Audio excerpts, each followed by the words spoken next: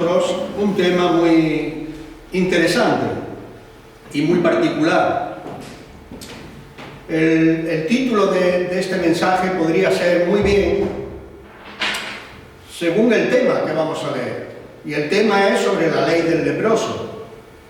El título podría ser La lepra, y su purificación. O bien, la lepra,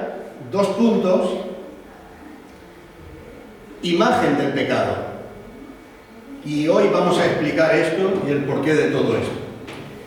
La Biblia, sobre todo el Antiguo Testamento, abunda en figuras maravillosas de nuestro Señor Jesucristo. Y no solo figuras alrededor de Él, pero también de todas sus cosas. Y la Biblia nos habla que todo lo que Él tiene nos concierne a nosotros, la Iglesia. Y la Biblia nos habla de los bienes espirituales que hay en sus cosas, en las cosas de Dios.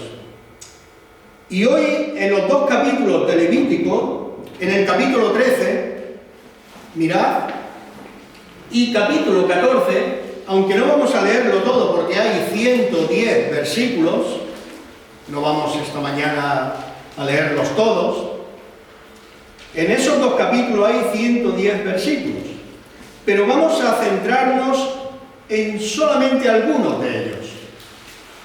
Y luego, para la veracidad de lo que vamos a hablar hoy, tenemos que usar otros textos de la Escritura. Así que lo más maravilloso de lo que vamos a leer son los detalles precisos que encierran estas palabras del capítulo 13 y 14.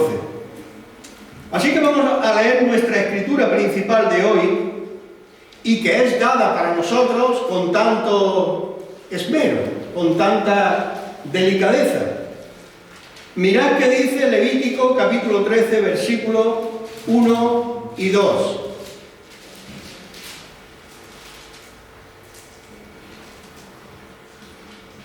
Habló Jehová a Moisés y a Aarón diciendo: cuando el hombre tuviere en la piel de su cuerpo hinchazón o erupción o mancha blanca, y hubiere en la piel de su cuerpo como llaga de lepra, será traído a Aarón, el sacerdote, o a uno de sus hijos, los sacerdotes. La lepra, hermanos, siempre ha sido considerada como la más terrible, como la más repugnante de todas las enfermedades. Y esto no solo porque conforme la lepra se extiende por el cuerpo, no solo porque culmina luego en la muerte de la persona, sino porque hay una figura en esta enfermedad que la Biblia la compara con el pecado. Es decir, el cuerpo afectado por el leproso va llegando cada vez más a desembocar en una pesadilla para él, porque se da cuenta que su vida se va acabando poco a poco. Y por eso es por lo que yo digo que la lepra, no yo, sino la Biblia, la simboliza como el pecado, el poder que tiene el pecado sobre las personas y la muerte final de la persona leprosa. Y como imagen de eso, o figura, el pecado, el cual nos lleva a la muerte. Por eso este versículo es muy interesante que lo leemos, y no solo este versículo, porque no tenemos tiempo de leer los dos capítulos, porque si pudiéramos leer completamente juntos hoy los dos capítulos completos, se nos acabaría el tiempo de reunión, puesto que no vamos a estar aquí hasta las 6 de la tarde. Pero podríamos ver En primer lugar, ¿quién examinaba al leproso? Podemos ver la trayectoria que tenía el examinador del leproso, el trabajo que ejercía con el leproso. ¿Cuánta dedicación llevaba? Como hemos leído, dice, y será traído al sacerdote. Si nos damos cuenta, no dice será llevado al médico. En aquel tiempo, la lepra, al estar tan asociada a la inmundicia de la persona, nos habla de que tenía que ser llevado al gran examinador. En ese tiempo era el gran sumo sacerdote, o el sacerdote, en este caso Aarón. En nuestros días tenemos a otro gran sumo sacerdote, Jesucristo. Y como vemos, si pudiéramos, leerlo, todos los versículos, hay textos que hablan en los dos capítulos de que esta mancha que habla el versículo 2, esta hinchazón que cubría la piel, empezando por lo exterior, vemos que hay lugares de la Escritura que nos dice que aparenta ser pequeño, que no había ningún síntoma que pudiese alarmar a la persona, pero la descripción de la Biblia nos dice que, aunque aparentemente parecía una mancha simple, algo blanquecino y lustroso a la vez, como un lucimiento, esto poco a poco llevaba a la persona a la muerte. Y por eso digo que, y la Biblia enseña que la lepra es símbolo del pecado, porque se muestra en cualquier lugar, como la lepra en el cuerpo del leproso, y se muestra de cualquier manera y forma. Hermanos, cuando nacemos, tú y yo hemos nacido pecadores, y eso somos por naturaleza misma ante Dios. Esto podemos verlo en la carta de Pablo a los Romanos, en el capítulo 5, donde dice: por la desobediencia de uno somos todos constituidos pecadores. Y esta es la razón por la que el leproso no se presentaba a un médico físico, sino al médico celestial, por así decir, que en ese tiempo se representaba con el sacerdote. El sacerdote era quien tenía que examinar a esta persona leprosa. De hecho, tenemos en el Nuevo Testamento a Jesús, cuando Él mandó a los 10 leprosos, Él no los sanó al instante, sino que Él le dijo, para cumplir toda Escritura, id y mostraos a los sacerdotes, tal como era en el Antiguo Testamento. Él no rompió la regla y Él podría haberlo hecho y sanarlos al instante. Sin embargo, Él dijo: id y mostraos a los sacerdotes. Y nosotros hoy debemos de reconocer a nuestro gran sumo sacerdote Jesucristo, que es nuestro único medio de purificación y al cual debemos de presentarnos como para ser limpiados, confesando todos nuestros pecados y por medio de su sangre, por medio de su palabra, de la renovación del Espíritu de Dios en nuestros corazones, ser limpiados con agua pura delante de Dios. Así que vamos, sabiendo todo esto, volvamos a leer el versículo 1 y 2. De nuevo, habló Jehová a Moisés y a Aarón diciendo, y vamos a descubrir en este versículo una enseñanza tal y tan espiritual que Dios la ha trazado con mucho amor para nosotros hoy, para que podamos conocer mejor que cuando Él habla, se obedece. El Señor mismo, en este primer versículo, pone su divino sello. Vamos a leer. y habló Jehová a Moisés y a Aarón. Mira bien qué dice. Mira bien qué dice. Habló Jehová a Moisés y a Aarón. Aquí estamos oyendo las palabras mismas del único Dios vivo y verdadero. Habló Jehová a Moisés.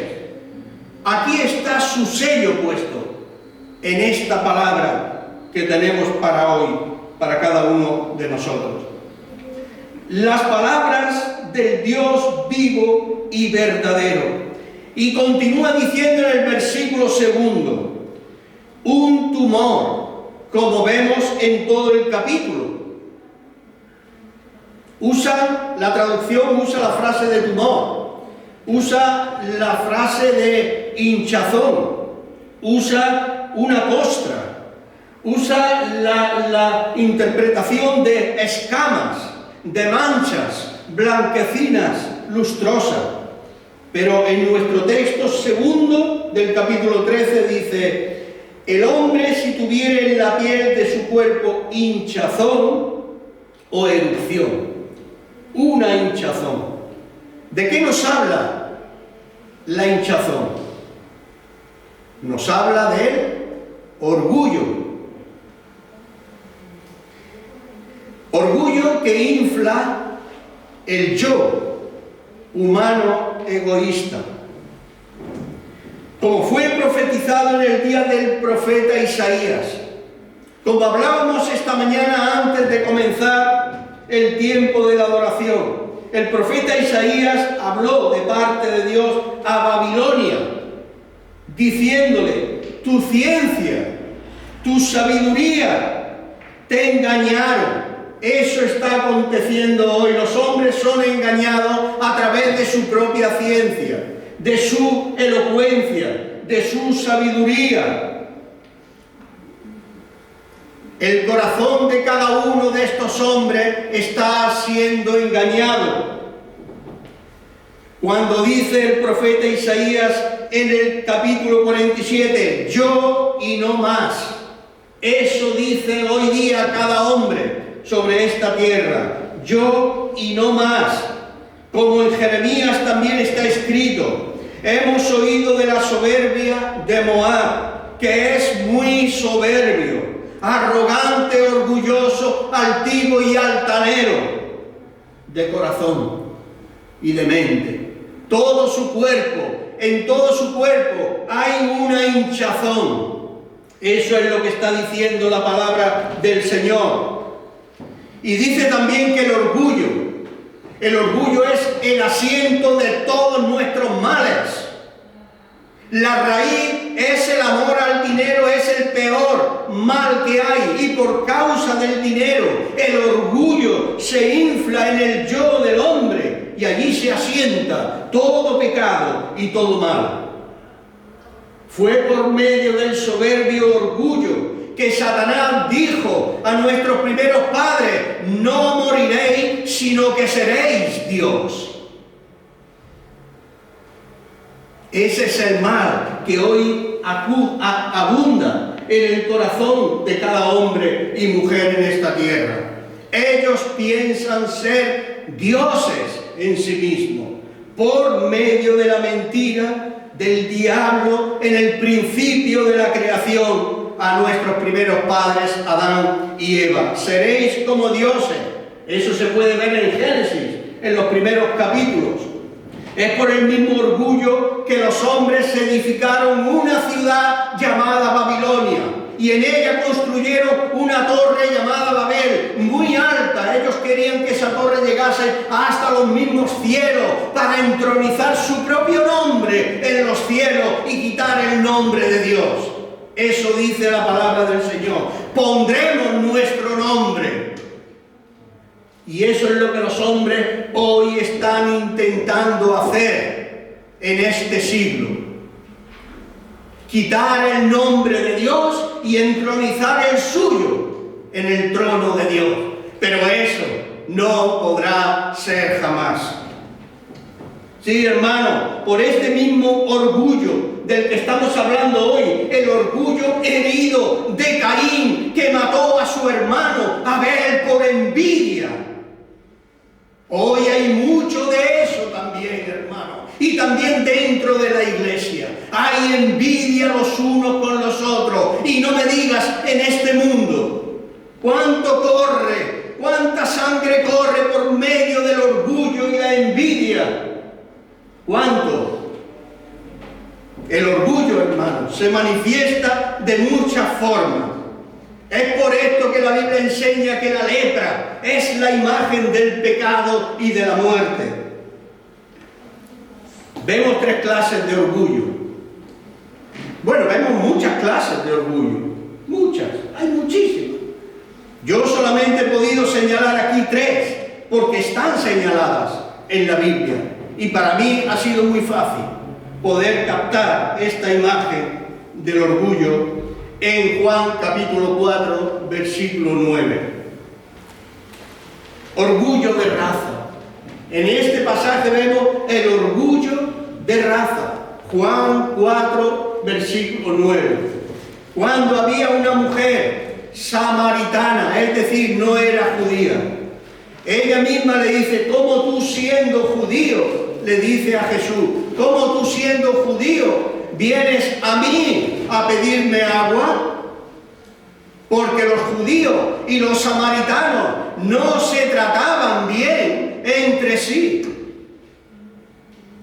Aquí vemos orgullo de raza, y eso está pasando también hoy y también en la iglesia. Orgullo de raza, de nacionalidades, de países, mirando a uno por encima del hombro, solo porque han nacido en un país mucho más quizás culto. Eso es la lepra, símbolo del pecado en la Biblia, hermano. Y eso está aconteciendo hoy. Orgullo de raza. Segundo, el orgullo de la posición social. Vemos en Santiago capítulo 2, hemos hablado muchas veces de esto. No hace falta que lo busquéis, hermanos míos. Si en vuestra congregación, en esta congregación que estamos hablando, no lo busquéis ahora, por favor. Luego os doy toda la receta de versículos que tengo anotados. Si en vuestra congregación, en esta congregación, entra un hombre con anillo de oro y ropa espléndida y muy preciada, y entra otro con una vestimenta, una vestidura vil, y le dices al que ha entrado con la vestidura bella y preciosa, le dices: siéntate aquí adelante, donde estas 2 sillas están hoy vacías. Y le dices al que ha venido con ropa sucia: quédate tú allí, atrás, donde nadie te vea. Eso es orgullo de la posición social. Y hoy el ser humano adolece muchísimo de eso. Y a mí me encanta decirle a los que vienen, a los últimos que entran, decirle, invitarles: sentaos aquí adelante. Eso es lo que yo hago, y así es como la iglesia se debe de organizar, hermano. Por eso Santiago dice: si decís eso, es que no hacéis acepción de persona, es que no vivís una vida de orgullo posicional. ¿Por qué tenéis que ser siempre los mismos?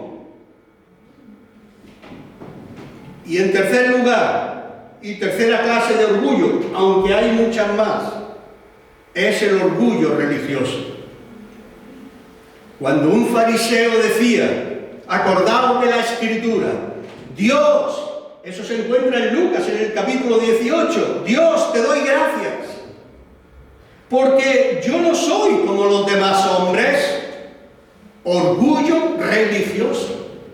Que el Señor reprenda al diablo por el orgullo religioso. Yo no soy como los demás hombres, decía este fariseo, que son injustos, que no son dadores, que son adúlteros, que son ladrones, que viven una vida que no sirve para nada. Sin embargo, yo me levanto a trabajar de madrugada, me voy al trabajo, yo cumplo con mis deberes en todos los sentidos civiles y religiosos. Yo ayuno 2 veces a la semana. Yo doy mis ofrendas de todo lo que gano. De todo lo que yo poseo doy. Y así se pone. Pero Dios llama a esta clase de personas que viven un estado de leproso. Como bien hemos identificado la lepra como símbolo del orgullo. Esa no debe de ser la condición de un cristiano, hermano, porque hoy eso es un estilo de vida y también en la iglesia. Orgullo religioso, pero hermanos míos, esto no debe de ser así. Y como hemos dicho, existen otros tipos de orgullo. Podríamos hablar de la incredulidad, podríamos hablar de la apariencia, de la belleza física. En los evangelios vemos a Jesús que atacaba a este tipo de personas que presumían de todo eso que hemos hablado en esta mañana. Esa hinchazón Dios la atacaba. Dios decía que sus labios estaban siempre siendo pronunciados a razón de las cosas de Dios. Sin embargo, Él decía, pero vuestro corazón está muy lejos de Dios. Así que, hermanos, está escrito en 1 de Timoteo 3:7, y todos hemos leído muchas veces este versículo, que no solo Jesús atacaba a los fariseos, sino también los discípulos de antaño, también los apóstoles en sus cartas a la iglesia decían que no se inflen. Este era el consejo de Pablo a Timoteo. Timoteo, mira bien, que los hermanos no se inflen de orgullo religioso, que no se inflen porque van a caer en el pecado del diablo. ¿Cuál fue el pecado del diablo, hermanos? El pecado del diablo fue justamente eso, el orgullo, la hinchazón. Él se creció, se creía más grande que el resto de los ángeles. Y en esa posición cometió una rebelión contra Dios. Y que eso, Timoteo, no ocurra en la iglesia, donde los hombres se inflan y caen en la condenación del diablo, que es el mismo pecado de Satanás. Está escrito, hermano, en Apocalipsis, también está escrito de esta manera. Este orgullo vanidoso, este orgullo de lujos, hermanos, estaba ocurriendo, y en Apocalipsis lo descifra muy bien, hablando de la falsa iglesia, porque Apocalipsis está hablando de la falsa iglesia en el capítulo 17, esta falsa iglesia, la Babilonia, de la que hemos hablado anteriormente. Esta Babilonia, dice Apocalipsis, está vestida de púrpura, está vestida de escarlata, adornada de oro, de piedras preciosas y de perlas. Dice que tiene en la mano un cáliz lleno de oro. Un cáliz en la mano lleno de oro. Oro, que son abominaciones inmundas de sus dirigentes, con todo el pueblo babilónico, hablando de la falsa iglesia. Y aquí no vamos a nombrar cuál es la falsa iglesia, porque ya todos lo sabemos. Y yo no estoy diciendo que sea la católica, estoy diciendo la falsa iglesia, porque aquí no nombra el nombre de la iglesia, dice la Babilonia. Babel quiere decir confusión. Iglesias que viven en la confusión hoy. ¿Qué iglesia es? La iglesia falsa. Hay una iglesia que es falsa y está escrita en Apocalipsis capítulo 17. Y Dios está hablando que esta iglesia está llena de inmundicia y abominación, hermano. Por eso yo creo que hoy sería un buen día es hoy, para reflexionar si podemos agachar nuestra cabeza y meditar en lo que hemos oído y en lo que vamos a leer de nuevo en el versículo 2, sobre la hinchazón, la erupción de la piel, una mancha blanca en la superficie de la piel. Aparentemente parece que no hay nada, es como una llaga que produce una costra. Hermano, una costra cubre viejas heridas que nunca sanan. Medita, reflexiona en tu propia vida. ¿Tienes alguna herida que está creando costra y que ves que no sana? ¿Y que pasan los años y no sana? Ahí hay un indicio de inmundicia. Un indicio, porque la costra lo que hace es cubrir la herida. Hay ofensas que no han sido aún tratadas y que están cubriendo ese dolor o esa ofensa que te hicieron. Mirad, acordaos así, acordaos simplemente como yo estoy recordando ahora en la Escritura. Una mujer llamada Herodías estaba engañando a su marido, Felipe, y lo estaba engañando con el hermano de Felipe, Herodes.